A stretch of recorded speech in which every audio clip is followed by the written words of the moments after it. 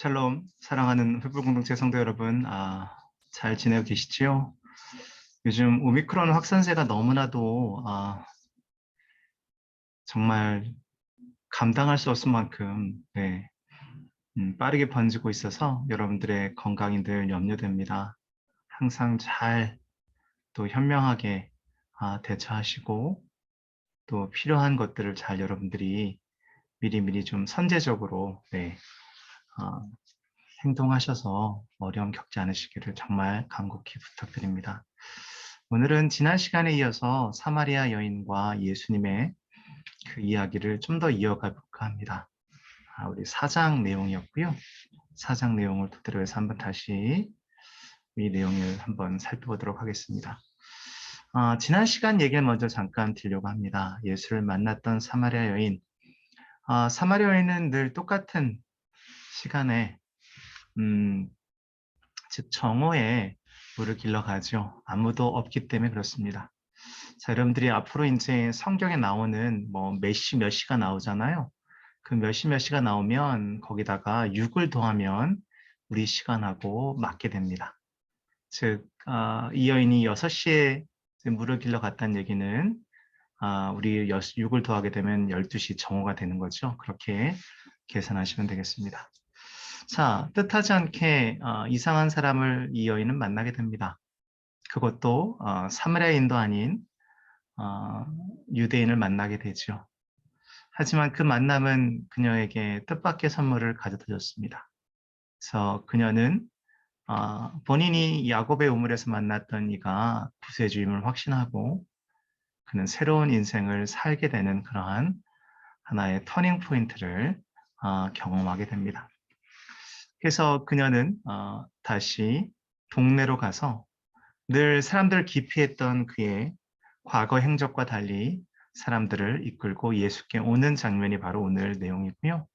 그것을 알지 못했던 그 모든 그 과정을 보지 못했던 제자들은 사마리아 여인과 예수님의 대화가 매우 이상하게 여겨졌을 뿐만 아니라 또 그의 또 모든 행동들이 사실은 잘 이해가 되지 않았던 것처럼 보입니다. 지난 시간에 우리 배웠던 것은 정리하면 세 가지 진리가 있다라고 보여집니다. 첫 번째, 사마리아 여인을 통해서 우리가 알 수 있는 것처럼 우리의 과거를 절대 하나님께 속일 수 없다는 사실입니다. 여러분은 숨기고 싶은 과거가 있겠죠. 네, 저도 그렇습니다만은 하나님 앞에서는 사람은 속일 수 있을지 모르겠습니다. 하지만 우리의 과거를 하나님께 절대 속일 수 없습니다. 두 번째, 예수님은 우리에 대해 모든 것을 아시지만 사마리아 여인의 그 여러 가지 많은 그 인생의 여러 가지 일들을 아셨음에도 불구하고 그 여인에 대해 예수님께서 계속해서 생명의 말씀을 전하셨던 것처럼 비록 우리의 과거의 잘못과 죄를 알고 계시지만 여전히 그분은 우리를 사랑하신다는 것이 우리가 알 수 있는 두 번째 진리였습니다. 세 번째는 예수님만이 오직 우리의 필요를 채우시는 분이라는 겁니다. 우리가 그 어느 곳에서도 우리의 필요한 것을 체험을 받을 수가 없습니다. 오직 예수를 통해서만 우리는 체험을 경험할 수 있게 됩니다.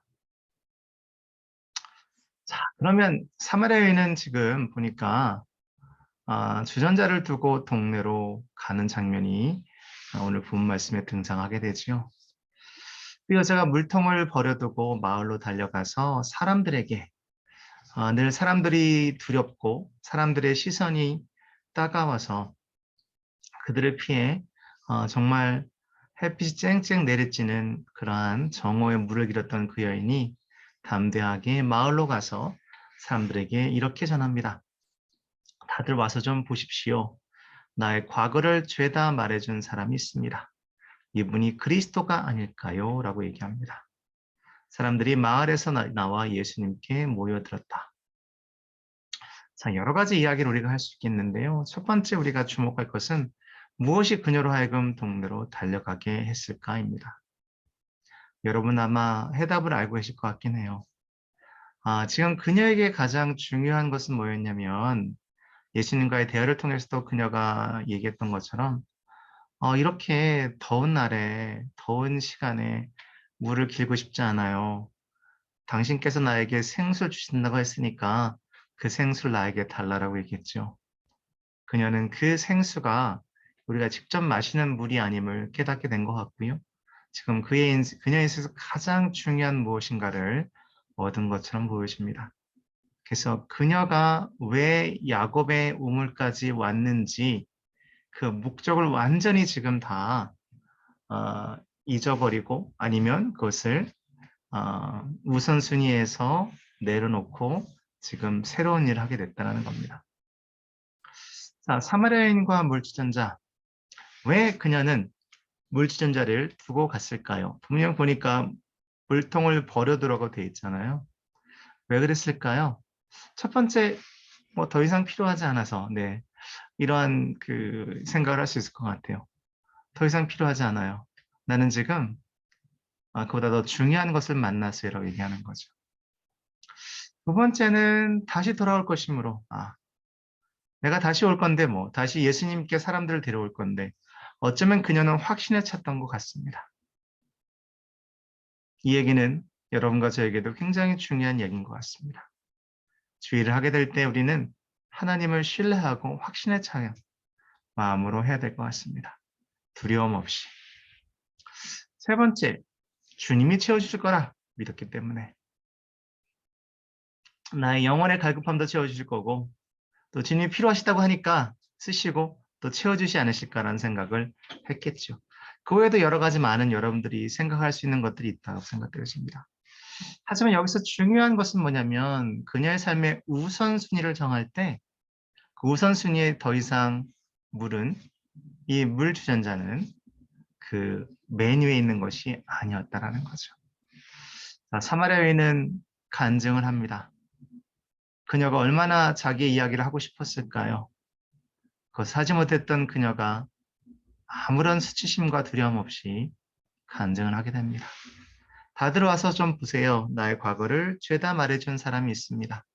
이분이 그리스도가 아닐까요? 그녀는 예수님에 관해 증거하였습니다. 자신의 이야기를 한 것이 아니고요. 증거하였고 사람들은 그녀의 간증을 통해 주님을 만날 기회를 얻게 되었다라고 성경은 이야기합니다. 사랑하는 성도 여러분, 우리가 전하는 하나님에 관한 아주 작은 이야기, 어쩌면 우리가 볼 때 그렇게 중요하지 않은 이야기 할지라도 우리가 그것을 전했을 때 그들은 나의 간증을 통해서 하나님을 만날 수 있는 기회를 얻게 될 수도 있다는 겁니다. 결코 두려워하지 마시고 무서워하지 마시고 또한 여러분 하시는 모든 일들이 주 안에서 헛된 것이 하나도 없다는 것을 꼭 기억하시길 바랍니다. 그녀는 새로운 삶을 살기로 마음을 먹었습니다. 사마리아 여인은 새로운 삶을 살기로 결정하였고요. 그 이유의 중심에는 바로 그녀의 모든 죄를 과거를 아셨던 분이 죄를 다 용서하신 이유 때문입니다. 용서하신 주님을 믿기로 결심하였기 때문에 그렇습니다. 여러분도 여러분이 예수를 처음 믿게 됐을 때 그 마음이 어떤지를 기억하시면 사마리아 여인의 마음을 조금은 이해하실 수 있을 것 같습니다. 사마리아 사람들은 그 이후에 예수님을 만나게 되고 예수님에게 이틀 정도 더 머물러 달라고 요청하는 장면이 등장하게 됩니다. 만약에 이 여인이 돌아가서 전하지 않았다면 이 사마리아인들은 예수님을 만날 수 있는 기회를 얻지 못하게 됩니다. 여러분이 하시는 귀한 이 전도의 말 한마디 또한 겉면의 한마디가 결국은 사람들을 예수께 오게 하는 그러한 놀라운 기적을 가져올 수 있습니다. 자, 우리가 알아야 될 진리는 무엇일까요? 재미있는 것은 하나님은 때로 놀랍게도 가장 하나님을 전하기 힘든 또 어려운 사람들을 통해 하나님을 계시하십니다.